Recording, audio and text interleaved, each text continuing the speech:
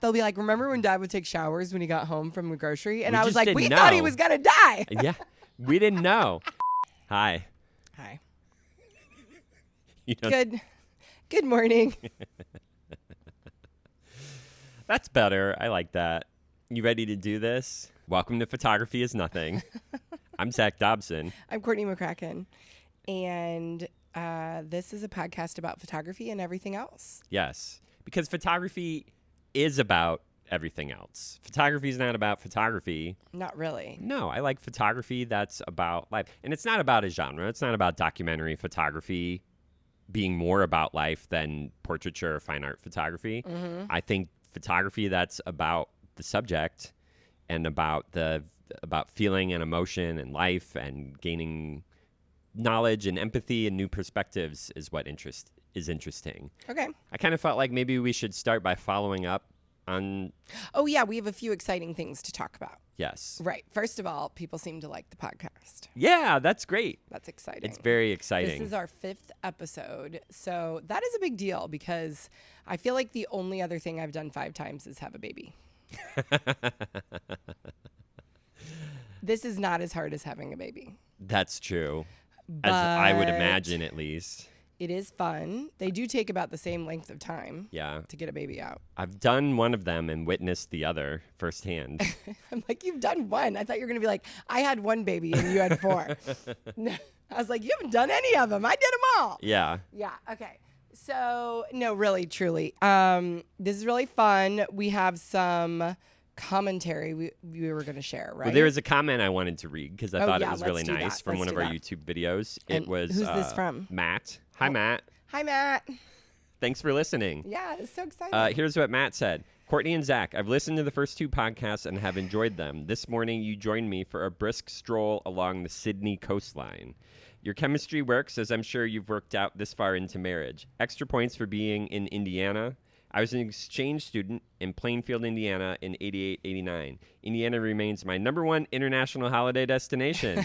I'll be sure to come and watch some of the videos here and have subscribed here and to the podcast. Yes, please do subscribe and comment. Just like Matt. We love that. Thank you so much, Matt. How we love exciting. comments. We read all of them. We respond to all of them. We are not at the level where we have too many comments to respond to. No, we will definitely be responding to comments as much as we can. And also, I just really love the idea that in my mind, I'm thinking that Matt enjoys our Midwestern accents because it's novel to him and maybe feels cozy. Yeah. I often feel about Irish accents because of my stint there as a little child. I feel like I'm I don't know why, but I have this pull to Irish speakers. That's interesting. We've never talked about that before. We've never talked about that before. Yeah. And so I just love to hear people speak with Irish accents. And I think that that's because I was very, very little when we lived there. And I don't know, it's in my, deep in my body or something, my memory. Yeah. And so anyways, I just was kind of imagining that Matt also maybe likes hearing us be from Indiana. Okay. Yeah. It reminds him of his time here. Yeah. Other comments. Let's come back. Okay, so besides Matt, I think we had another great comment somewhere on Instagram, maybe. Oh, yeah. I just saved that one. Mm-hmm. It was from Morgan. Hi, Morgan. Morgan said, my current summer library practice is listening to your pod and scoping out the gems. What is your favorite recommendations for solid intro to photography? Okay, and what did you tell them? Well, I said... Can't go wrong with The Americans by Robert Frank. It's probably the best photo book of all time. Because it really changed how photographers were approaching the medium in the middle of the 20th century. Mm-hmm. A lot more feel and a lot more imperfection and not so technical and sharp and, all that stuff. Oh, okay. And it's kind of just a must see. Right? Yeah, it's part of your education. Yeah.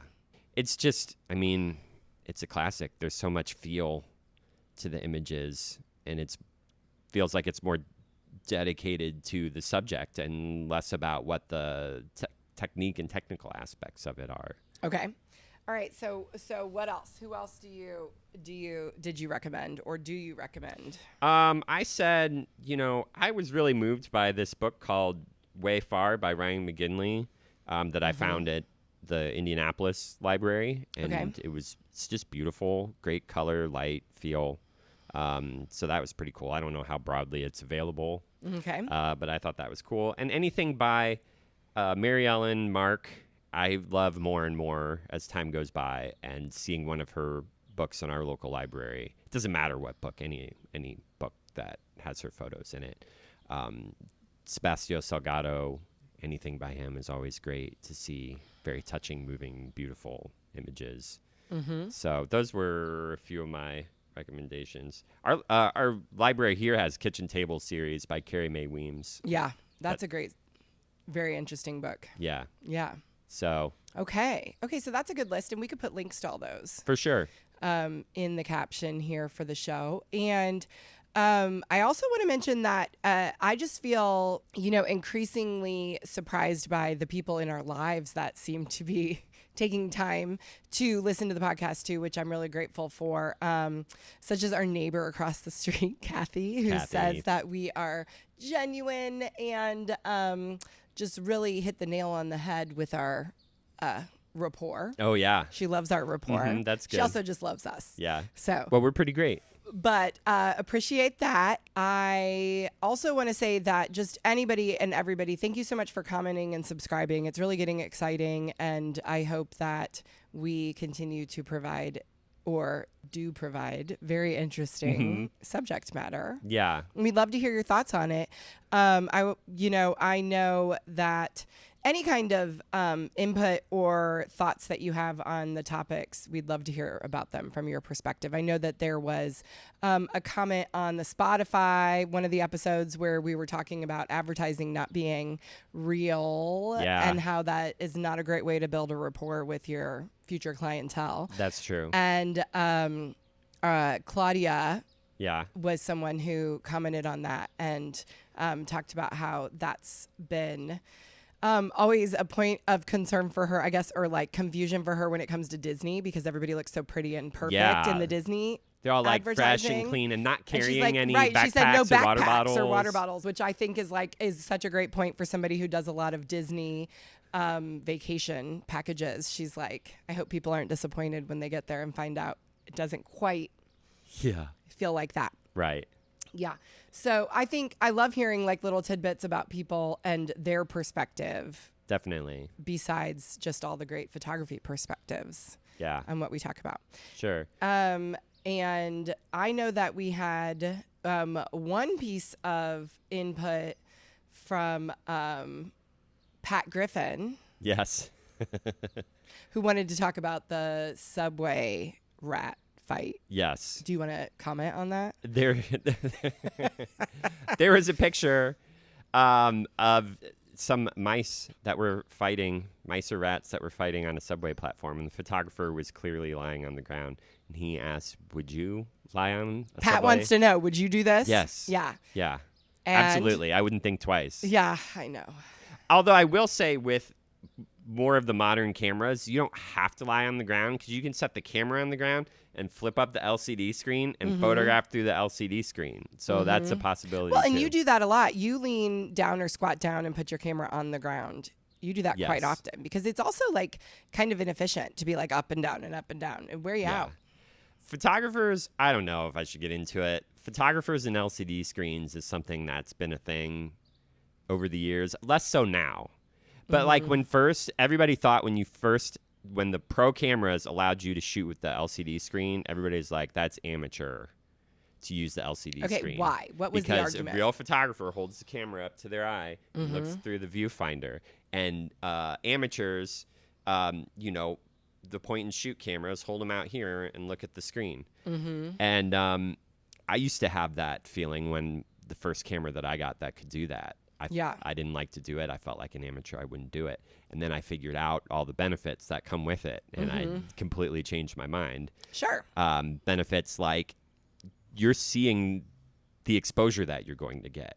And why wouldn't you want that edge, especially in low light photography? Also, I can zoom in on the screen and make sure that the picture is sharp as I'm taking it, that I'm actually focused where I want to be focused. Well, I think you've always been really good at adjusting. if not like immediately, you do with the research or data, adjust your point of view. Sure. Which is beneficial. Right. If I see something can make me better, then I'll embrace it. Yeah. You know, and when they started having the articulating screens that you can, you know, pull out this way or down this way, I mean, great. I can set it on the ground, flip the screen up. I don't have to lie on the ground. We used to call these a Hail Mary, where you'd hold the camera up above your head, and news photographers especially. You're in a crowd, want to try to get a shot above everybody. You don't know exactly what you're getting.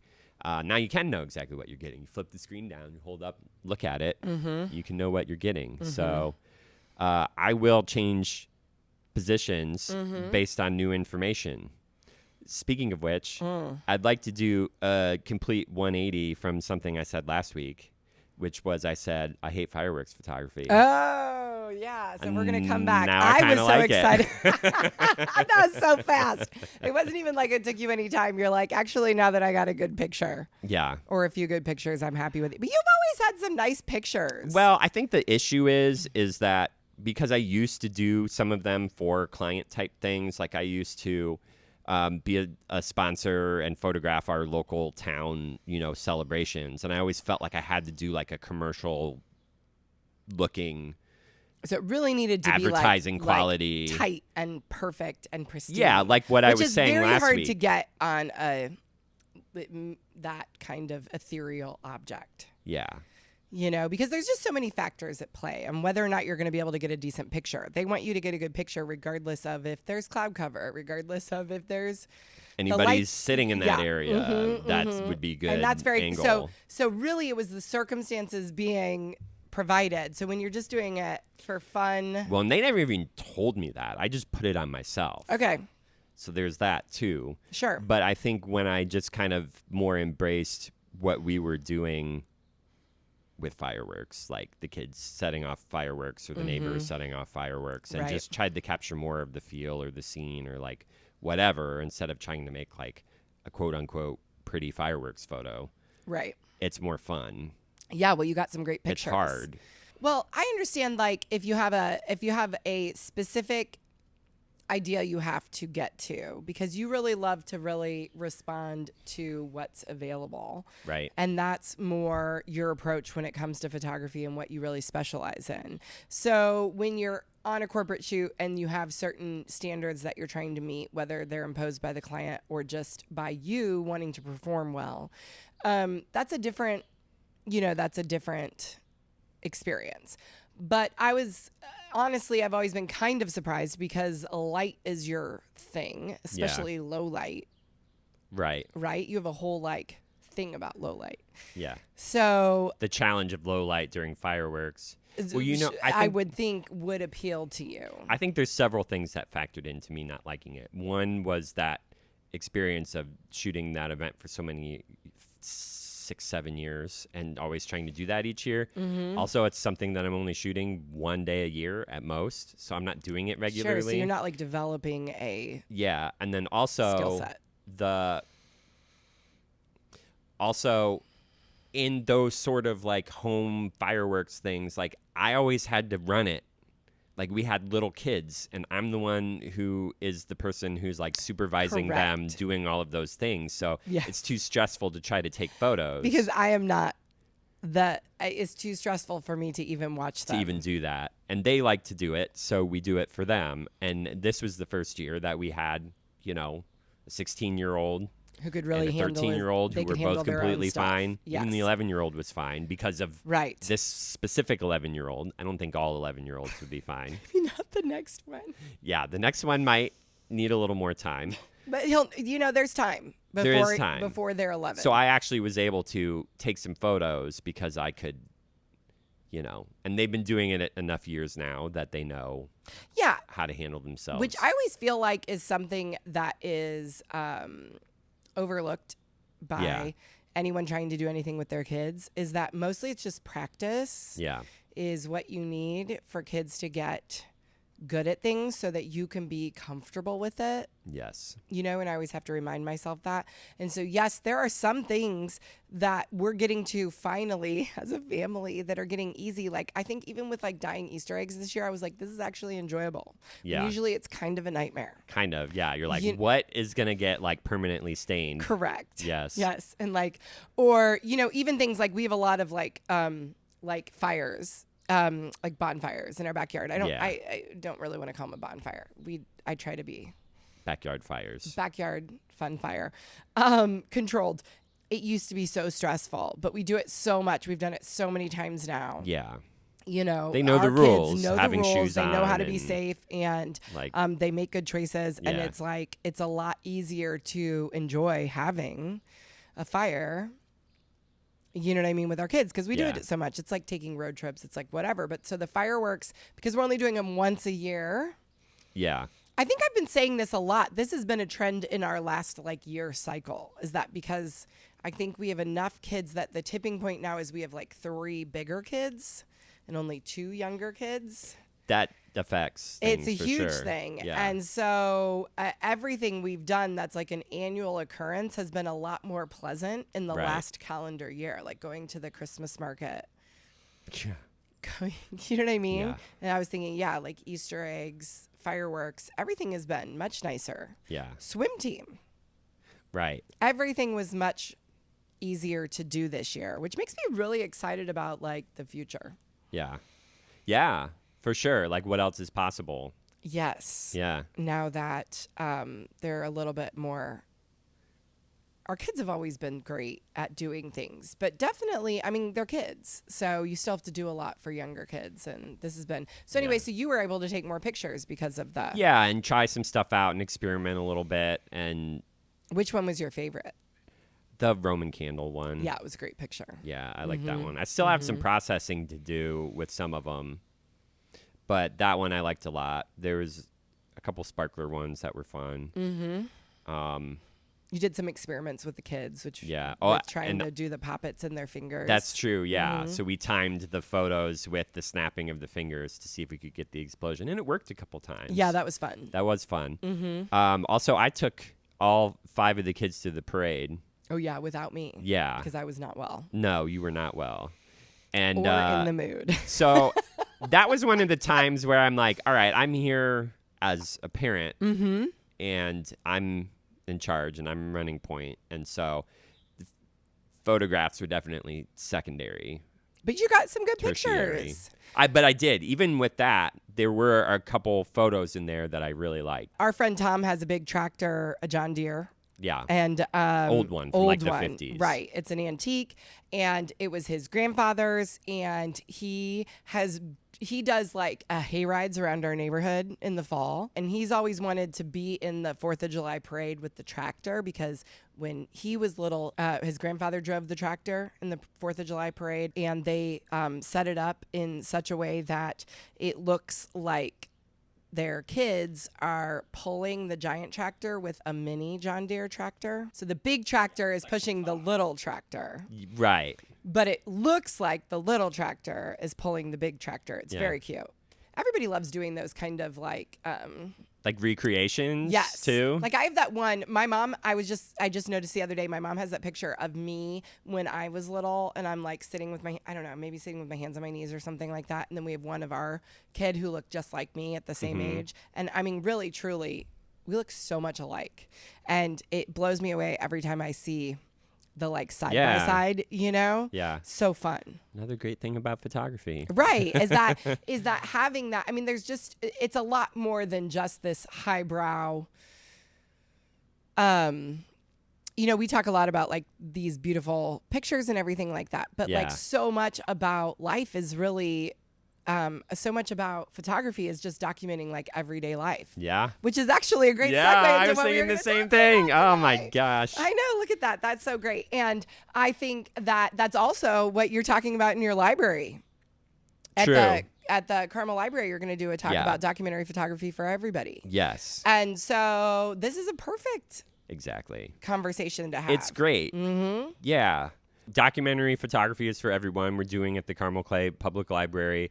on July 26th. It's a Saturday. You can register for a spot. I think there's maybe like 40 spots left or so. So be sure to sign up for that. Yeah, if you're in the area, do that. And then we're thinking about maybe we might be able to publish a video of that or do some kind of clips stream. or snippets or something from it. We still need to work out those details. Yeah. So tell us if you'd be interested in that. That would be great to know. Yeah, so this is something that's been really interesting to me because my perspective on this has changed over the years because I came up wanting to do photography as a photojournalist, and that's what I went to school for. And I was really, moved by photography from events throughout history and what I could learn from it firsthand as opposed to reading accounts. And that's what I was into. So that's what I went to school for. And even after we started our own business, aside from the commercial photography that I was doing, I was always trying to do my own projects and my own stories and going out and looking for stories to tell. And it always felt like it needed to be like a big thing. Yeah, like a thing. Yeah. I remember one time a friend of mine is on a board of an organization that serves unhoused youth. And I thought, oh, man, there's a great story here. This is an important story. And so I talked to him, and I went to the place, and I met some of the people, and I had a conversation without cameras, just talking to people, meeting people. They set up a thing where I was going to come back and meet somebody who could potentially be a subject. And then I went back, and he didn't show up. Understandably, there's a lot of things that could get in the way of that. When the person didn't show up, and this was the second time I'd been down there, and I realized, like, this is a long, big project to do it well, to do it right, to do justice to the people in the story. And I was not that person at that point in my life to be able to do that. Yeah, to really give them the attention. Yeah. Because, how many tries does it take for someone to build that level of trust? Right. That you really felt like that they deserved. Right. In order to do the project. So there was that. Take a step back from that. That was eye-opening. And then when things really changed is once we got into COVID. When that started, I remember thinking, I want to photograph this. I want to do stories. But that would be things like, going to hospitals and documenting people working on the front lines of everything. And I'm like, man, we've got 5 kids. That was really scary. This is an illness that we didn't know how severe it was. Correct. Right. We didn't know anything about it. We were wiping down our groceries and stuff because we thought we had to do that. You were taking a shower when you got home. I was taking a shower as soon as I got home from the grocery store. Our kids will joke about that. They'll be like, remember when Dad would take showers when he got home from the grocery? And I was like, we thought he was going to die. Yeah. We didn't know. And we were like, we didn't know. We knew people, young people who were getting very, very sick or didn't make it because of that illness. So we were, scared. Like I think a lot of people were, and rightly so. And so that was crossed off the list. Right. Because 5 that kids, was like one of whom was not even 1 at the time. Was an infant. Yeah. And it's like, that's just not, no. Yeah. So that was right. Because we really, at the beginning of it, we really thought, okay, yeah, let's go tell this story. You should go out and tell this story because you would be able to do it well because of your background and your approach to things, and you're so good at blending in and being, just part of the setting. And it would have been great photography. I know you would have told a great story, but you have a whole other, world to think about. Yeah. And that was too scary. Well, there was a time in my life that would have been hard for me to admit, but by that point it wasn't. I was just like, I see this is really, it could be really dangerous, and I'm not willing to take on that risk. That was not the choice we were going to make. No, and we had friends, like we knew, a firefighter who was like sleeping in a separate wing of the house, was never seeing their family. Yeah. Unless he'd had like 2 days off at a time. Sure. So that he had like time for onset of symptoms to show up. Like, people were really... Yeah. It was a lot. Okay. It was a lot. Anyways, so of course not that. So that was ruled out. So we were like, okay, you can't go anywhere. Where are you going to take pictures? Not only can I not tell that story, there's nothing happening anywhere that I can tell stories of outside of my own life. Yeah, what are you going to do? Take pictures of people not doing anything? Yeah. No businesses were open, no we did sports like were to see that, but it was like, happening. No things were going on. There was a lot of footage of like nobody's here and nobody's there. Empty streets. Yeah, in New so that York was being and done. things like that. And so, I didn't want to drive around approach? photographing empty streets because that's not, I photograph people. Like, that's what I do. And so then that left us here. and what we were doing and what life we were was really like. lucky to have our whole house and a whole yard and a whole everything. I remember have thinking space. about how lucky we were Yeah. to have, be in a house with some property and some room to Well, and some live. friends for the kids nearby who also were not doing anything and not going out. And, Right. And we knew we could see them outside. Mm-hmm. And then, so really focusing on showing what everyday life was like during that. For us. For us, specifically, yeah. Right, because there wasn't anybody else around. And that really changed my mindset about what I wanted to do was to focus on that sort of everyday life and the everyday experience. I know that you list this, you often refer back to this moment in time. Yeah. As a turning point for you as a photographer, where you really, really, while you'd been talking about and thinking about just taking everyday pictures for a while, this was really the point when you really fully embraced it. I mean, because there was nothing else to do. Yeah. You know, and like you said, you tried real hard to come up with something to do, but there was nothing. I mean, we both did. Right. Because there was no work. Yeah. So at that point, you took, just there were just so many fun pictures from that summer. Yeah. You know, that spring and summer where we really just embraced staying home. And that was just, it was like this moment in time. I think a lot of people feel like where if you were lucky enough to be insulated somewhat from everything that was happening, that it was really kind of a reset button for a lot of us in a lot of ways in our life. Mm-hmm. Yeah, for sure. Mm-hmm. So that changed a lot because even before that, we talked about doing these sort of, stories tied to travel that we were doing together that still had a lot of really heavy kind of photojournalism tied to it in my mind at that time. Mm-hmm. And I feel like since then, this mindset has gone into that as well because it's more about showing, the experience of being in a place and what it's like and what goes on there.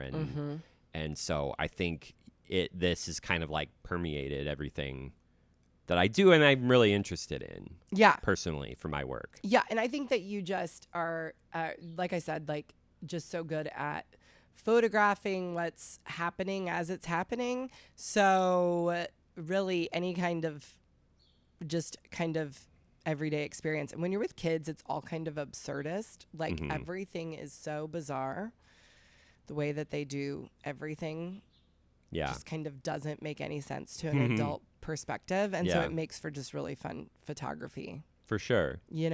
So in thinking about what we wanted to do today, we decided on the everyday because we aren't doing anything. We're not doing much right now. Yeah. For like the last week, we did the 4th of July. But other than that, we've pretty much been home. So we were like, what are we going to talk about? Yeah.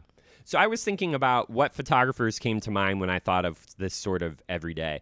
And the first person was Sally Mann. Okay. So we're going to look at a couple of Sally Mann's photos. Okay.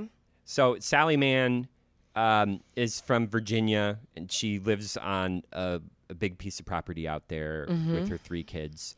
And throughout their childhood in the 80s and early 90s, she did a lot of photographs of them just around on the property. Uh-huh. So they're really like a personal, like she had a book called Immediate Family. Okay. From these photos. Is she the one that has the picture of of who would be her son standing in the lake and it's called like so-and-so's last picture? Yes. Okay. That I learned is about her. that in photography class in Did college. you? Yeah. Because there was a lot of controversy around it because Sure. everybody would talk about whether that meant that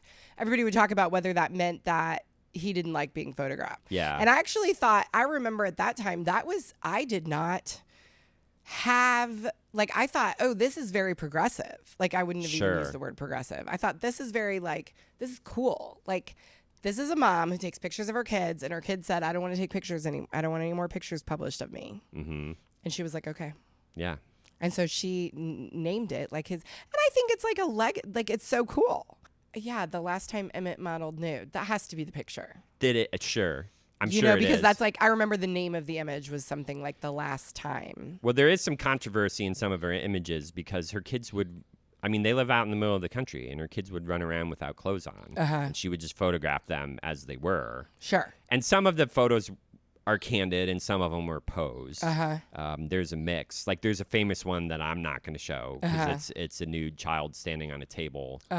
And that one I read was a candid moment that she was like dancing on this table. And it's a beautiful photo. Like, there's a river in the background and like the light is beautiful. Yeah. But it's also like, But you know what? We actually, in our family, try to make sure the kids are dressed in such a way that they can be photographed so that we don't have that situation arise. That's true. Because it is very complicated when you have a beautiful picture. Well, one time we had one of our toddlers in a video in the garden, and we posted it on TikTok with you. You were with the kid, and the kid was helping you like garden. Okay. And it was like, this kid is like undressed or because something. they weren't wearing a shirt. Because they didn't have a shirt. They had shorts on or a diaper or something. I think they had shorts on and no shirt. So too. It was a boy. I think that it was in that era when he wore his hair in a ponytail. Yeah. Yeah. And they were like, this kid doesn't have any kids.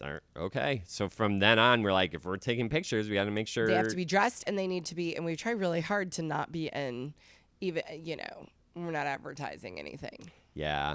That's harder. Definitely when we go places to do photos. Well, when we know they're going to be in pictures, for sure. When we're around the house, we just take they the are pictures. what they're in. Right. Yeah. But if we're going to a sporting event or So I understand her conundrum. I wouldn't have published it, but, Published what? a picture of my child nude. Oh, got it. Yeah. Well, she's very, fine art, photography. I mean, I think it really is on the people who are making that a thing. I mean, I understand that argument is like, we don't need to police the way that children are dressed. Instead, we should police the people who are the problem. So I understand that perspective. Yeah. And the kind of purist point of view. Yeah. Yeah, it's a fine line to walk for sure. So Sally Mann takes a lot. Is this a present tense? Takes a lot of pictures. Yeah, she's 74 regular life currently. And I don't know. I read, there were criticisms of her, not just the nudity, but also kind of people, as often happens to women, being discounted for, being a mother, taking not being a mother, but for taking photos that are centered around like her family kids. life, being a mother. Because what did I say earlier? Taking care of kids is not serious work. Yeah. So, from a society standpoint. So, I could go on and on about that. Is that a fire? What's happening back there? That is a fire. I'm pretty sure that it feels like it's just like burning brush or something like that. So a controlled fire, and the kids are sitting around having like they're drinks. having a picnic. Yeah, like a picnic by the fire. Yeah. It's a big fire. It's not a... More of like watching the fire. Yeah. Well, I mean, that's fascinating. Sure, yeah, I love these moments. And you can tell based on the feel of the images, she largely used a large format camera. Yeah. Or sometimes medium format for more spontaneous stuff. But it's very... Yeah, they're lovely. Yeah. This is one of her more famous photos. It says in the caption that's a candy cigarette. Yeah, she's holding it so convincingly, though. Yeah. And it's this kind of like grown-up child. Yeah. It's like how kids like to... pretend to be grown-ups. Yeah, they're so playing, this is her being grown-up. like a grown-up. Yeah. And the kid in the background on these really tall stilts. Yeah. Those are stilts. That's what I was trying to figure out. What is that? Okay. Yeah, those must be like... very tall. 5 to 6 feet off the ground. Yeah, what a picture. That's great. And Yeah. the little one in the corner with her hands on her hips. Yeah. It's just, and like, also the light, like on that dress and her hair is just all really nice. Yeah. And arms. It just gives you a real sense of what life must be like for a certain, demographic. Yeah. Yeah. People living out in the busy. country and these big properties, just kids staying busy, just doing stuff. Yeah. So this is interesting because I feel like this is distinctly different from what I'm trying to do personally because she does pose things. She is doing this very fine art aesthetic and I love it. You know what I mean? Yeah. Like, I think it's important to see things that are outside of our own Right. artistic approach and world, and see like, what can we learn from how other people have approached things. Yeah. And the feel of them is so different than what I mean, you there's see so every many day. different ways to photograph your everyday life. Yeah, for sure. Right? Yes, you can photograph your everyday life with an 8x10 view camera. Mm-hmm. If that's what you want to do. If that's what you want to do, you can do it however Yeah. you want. Yeah. You can get your little, what's the thing that everybody's using? What's the camera like what we had, like an Olympus, or like what I had, like my little digital Or camera? the point and shoot, The the point and old, shoot. the 2000. Or like the Canon early EOS 2000s or point and whatever. shoot. Like what were those? Is that what they were? A Canon something I had that I The Elf. loved. The Elf. Is that what I had? Yeah. I loved it. That was a great camera. I took so many pictures on that camera. So I really get why kids want those cameras.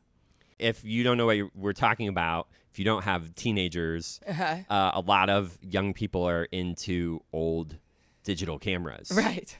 So it's The still way digital. that because people it's in like, our age group were into film, Yes. they're into old digital, which is really Yeah. funny. And some of them were doing film and kind of went into the old digital Yeah, they cameras loved too, that. because it's like reminiscent of their childhood. Yes. If you were born in 2000 to 2005, like these are the type. That's what you're your 20 to childhood- 25 years old now, Yes. and those are the cameras that your childhood was photographed on. Sure. So they have this kind of similar It feels aesthetic cozy. to it. Mhm. Yeah. And everybody always feels like, oh, it was simpler during your childhood. That's because you didn't have to pay You any didn't have to bills. do anything. You didn't have a job, and your mom and dad were hopefully It was, in feeding fact, you, simpler. and it was easier. Yes. It was simpler for you because you Yeah. were a child. Right. Okay. So, Our nephew had a couple of those cameras at his graduation party a couple years ago. oh yeah, because they thought On they the were table, like, they put them on the table for Like we people did to take for, like, pictures. the- So I took it and went around and did like a series of photos on this camera. I'd love to Yeah. see those. Anyways. oh my gosh, that's so funny. You should Yeah. ask. I'm sure they have them. Yeah. Okay. Next, I would like to talk about Larry Fink. Okay, let's do it. We love Larry Fink. He was a real character, and so thinking about the everyday, I think in some cases, the everyday doesn't specifically have to be your own family. It can be your friends and neighbors and the people around you, and that sort of everyday. Yes. And so Larry met this family. Larry lived in Martins Creek, Pennsylvania, a rural community. And he met this family called the Sabatines because he was looking to buy a used lawnmower, and they had one for sale. And he went over to their property, and that's how they met. This was very early 80s. And he just liked them. They were characters. They were funny. They were like brash. They were loving towards each other too. And so he would go over there regularly. He was always invited to birthday parties and celebrations, and he would show up with his camera and take these pictures over the years. Okay, I didn't know any of that. Yeah. So, That's so cool. she's like the matriarch of the family. Okay. Jean Sabatine. Mm-hmm. And this first photo we're looking at was from Christmas, is what it says. Okay. And she's holding a pistol and pointing it at Larry. Mm-hmm. And you see like the wallpaper and kind of that like, Yeah. yeah. That old like farmhouse, like with the shiny lacquer, like you can see it on Trim. the trim with that feels like my grandparents' house. Yeah. Probably your grandma's house. Yeah. Yes, for Right? sure. My Out in grandma lived Ohio. out in the country. Mhm. This definitely feels like that kind of house. Yeah. I like that it's everything from the celebrations to what feel like kind of these everyday moments. People just sitting on the couch, little ways that they are like holding their hands or sitting kind of on somebody's lap, or there's photos with teens kind of like sitting on top of each other. And it's just these sort of things.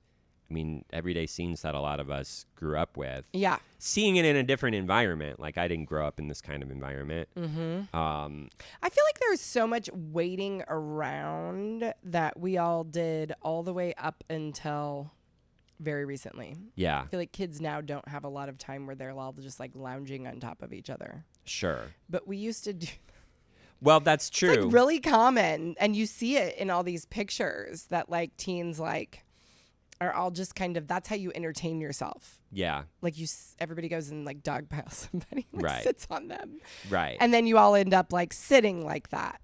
right. Do you know what I mean? And I Yeah. feel like, do we? I think it does happen because that's like, we showed it the other week, the picture that I took of the kids like the teenagers like laying All on top laying of on each top other. of each other. It's I mean, a they little had bit cell different. phones and stuff too. They did, yes. And so I think they do still do that. And a lot of people might say to what closeness. you're saying that like, you know, devices and cell phones like got rid of this thing. But I think you would agree that it's more like over programming of kids. Like kids have that's way bigger problem. way too much stuff to do all the time. There's always new photo.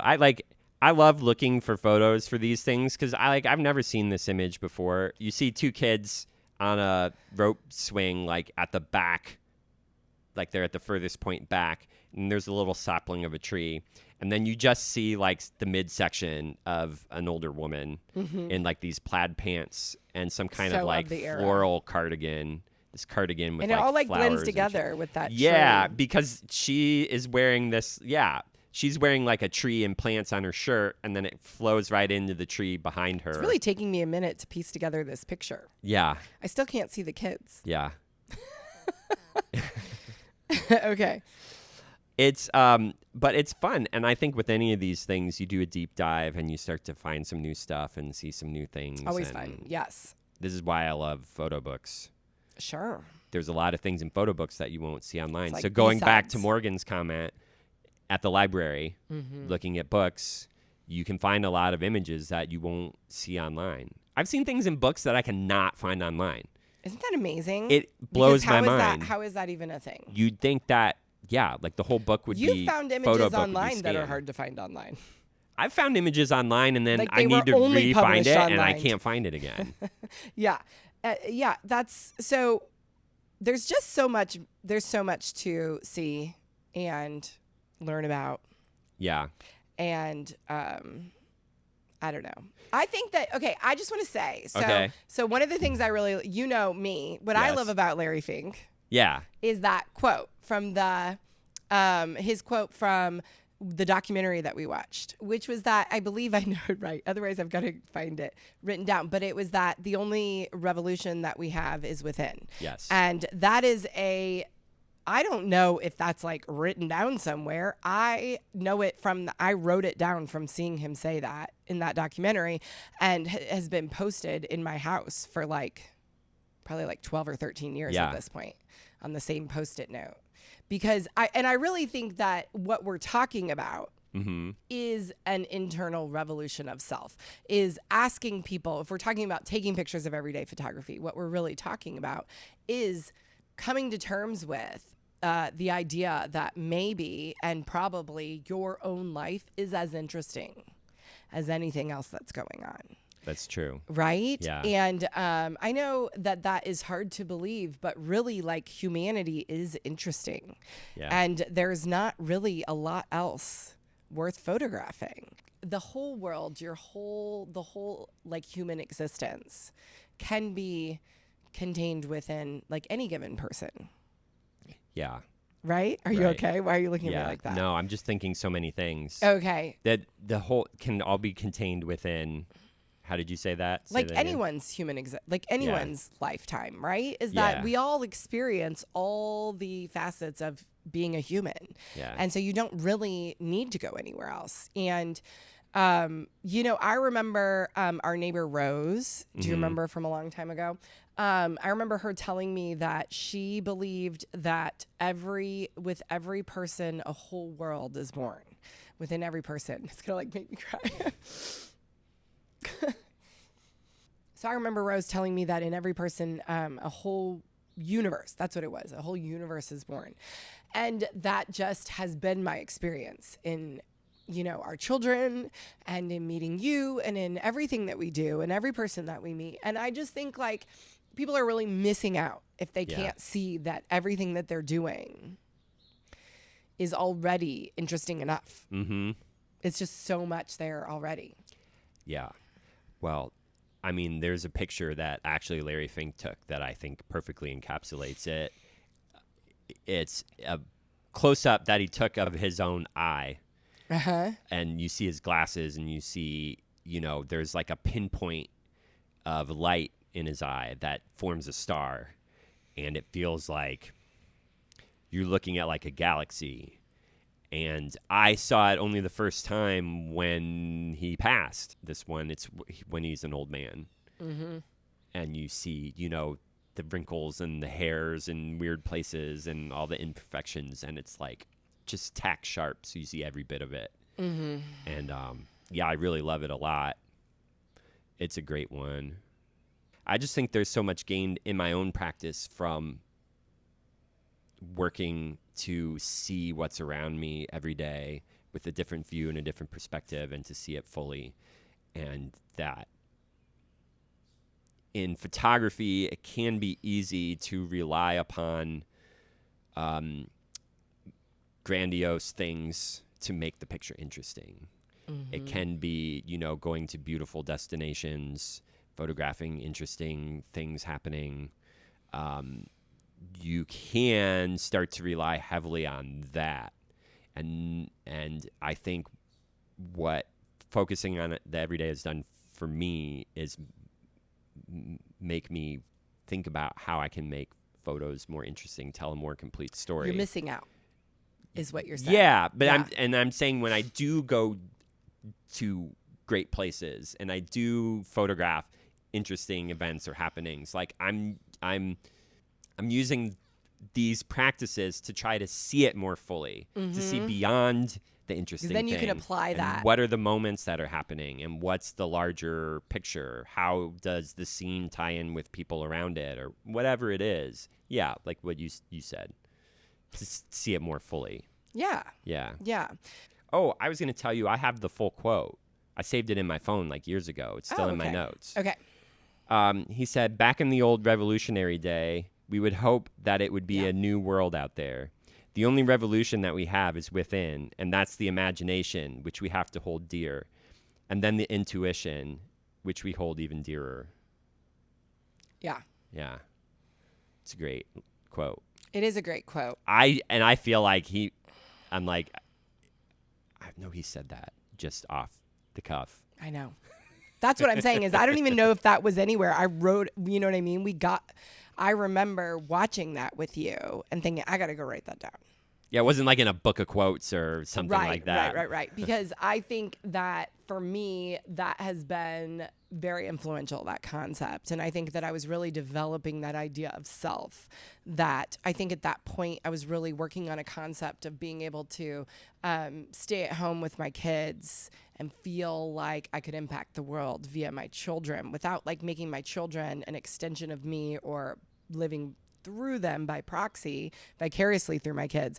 But actually, how do I affect the world as a mom? And that's why that quote really spoke to me, because I was really going through a lot of like internal conflicts about wanting to matter.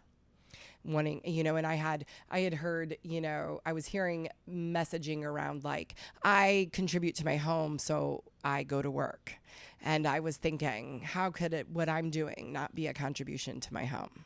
Yeah. When I'm literally here all the time. Yeah. Right? Yeah.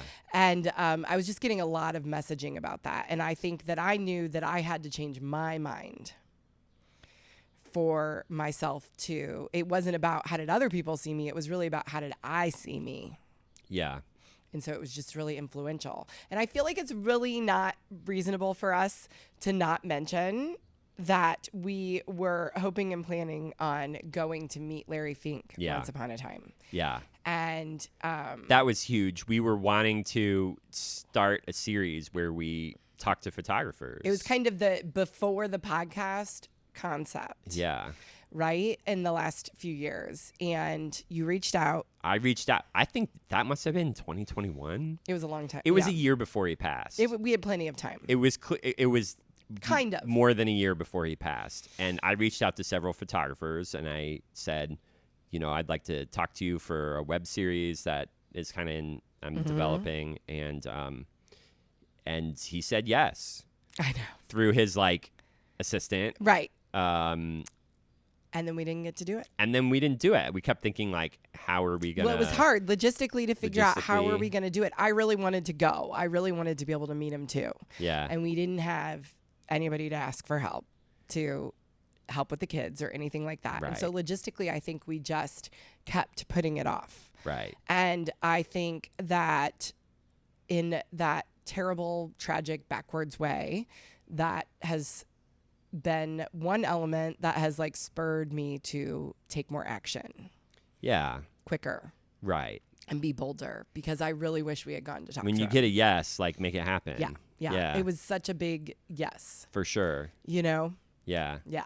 So, but we didn't have all this and it wasn't ready. And so it's going to live as this kind of thing we didn't get to do. Like what if? Mm-hmm. Mm-hmm. And those things matter too. They impact you and they affect the trajectory of your life. Yeah. You know?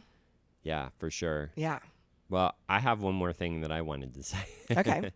About what you were saying about your interpretation of the revolution within and what that meant to you. And it was something that I was kind of seeing for the first time, because in those years, I mean, that was like 11 or 12 years ago when you got that quote. And in that time, like, you know, you've done so much like reading and studying and self-reflection and learning about yourself and who you are and what you want to do and who you want to be, and put a lot of thought and work and effort into it. And that's the sort of feels like the revolution part. You have this like internal revolution. And I think since that time, I can see how that internal has become external. Mm-hmm. That revolution that you started within yourself, like, you have thoughts and ideas and things that you bring to other people, and it influences them, like, fundamentally, and how they think about things. Like, the time I was thinking about how you told that mom that you just didn't care if kids didn't sit and listen to books. If you're reading a book and they're up walking around or doing whatever, like, who cares? Yeah, I said, That's what do not I the care? point, right? I was like, why would I care if they listen to the book? And you said it was like, She couldn't stop talking about it. It was really that's sweet. the thing. Like, she talked about it a lot too, which means that it was something that affected her. And I think that sort of thing, like, you do that all the time. And I think that that's the way that internal revolution becomes external. Yeah. And that's why I'm also excited about doing this podcast with you, because this is just another way for these like thoughts and ideas to reach out. That's really nice. I love that. Thank you very much. I was thinking, that made me think about the mom at swim team that told me that she was telling her friends what I said. And I was like, I don't know what I said.